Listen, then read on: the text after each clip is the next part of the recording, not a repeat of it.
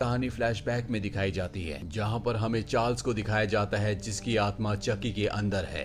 वो एक serial killer था, लेकिन वो निका की मॉम को बहुत पसंद करता था। वो उसे अपनाना चाहता था, लेकिन निका की मॉम ने उसे साफ साफ मना कर दिया था, क्योंकि वो एक शादीशुदा लेडी थी और वो अपने परिवार के साथ खुश थी। लेकिन चार्ल्स ने उसे किडनैप कर लिया ताकि वो किसी भी तरह से निका की मॉम को मना ले, लेकिन निका की मॉम ने उसकी बात नहीं मानी। निका की मॉम यहाँ पर पुलिस को भी बुला लेती है, जिससे चार्ल्स को गुस्सा आता है और वो निका की प्रेग्नेंट मॉम पर हमला कर देता है। उस वक्त निका अपनी मॉम के पेट में थी और यही एक वजह होती है कि निका के पैर बेजान होते हैं। चार्ल्स डिटेक्टिव से पुलिस से भाग रहा होता है और एक टॉय शॉप में चला जाता है, जहां पर उसे गोली भी लग जाती है और मरने से पहले वो अपनी आत्मा को डॉल के अंदर ट्रांसफर कर देता है। निका अब उसका सारा सच जान चुकी है। वो इंटरनेट में भी उसके बारे में बहुत कुछ पढ़ चुकी है, इसीलिए वो चकी का मजाक उड़ाती है।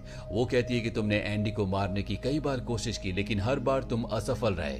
वो उस पर हंसने लगती है। चकी को इस बात से गुस्सा आता है, लेकिन निका किसी तरह से यहाँ से भागकर अपने आप को लिफ्ट के अंदर बंद कर देती है। चकी बाहर से उस पर हमला करता है, लेकिन निका उसका चाकू छीन लेती है और इसके बाद उसी चाकू से उस पर हमला करती है। लेकिन हमला करने के बाद भी चकी नहीं मरता। वो उस पर दोबारा हमला करता है।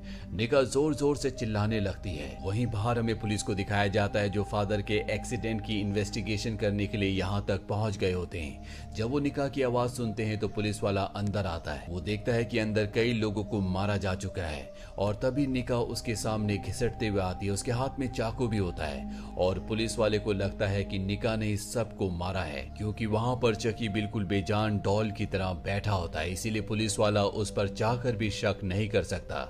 इसके बाद हमें कोर्ट का सीन दिखाया जाता है, जहां पर निका के ऊपर 4 कत्ल का इल्जाम होता है। कोर्ट उसे मेंटल असाइलम भेजने का हुक्म देती है और जब वो जा रही होती है, वो चकी को एक बार फिर से चिढ़ाती है और कहती है कि तुम चाहकर भी मुझे नहीं मार पाए। वहीं अब उस पुलिस ऑफिसर को दिखाया जाता है जिसने निका को पकड़ा था। वो चकी डॉल को लेकर कहीं जा रहा होता है और तभी पीछे से एक लेडी उसे मार देती है और इस लेडी के अंदर जो आत्मा होती है वो और किसी की नहीं बल्कि टिफनी की होती है, जो कभी चार्ल्स की यानी कि चकी की गर्लफ्रेंड थी। वो चकी से पूछती है कि अगला नंबर किसका है और इसके बाद वो चकी को एक कुरियर कंपनी के थ्रू एक दूसरी जगह भेज देती है। और जिस घर में चकी डिलीवर होता है, ये घर और किसी का नहीं बल्कि एंडी का है, जो कि अब बड़ा हो चुका है।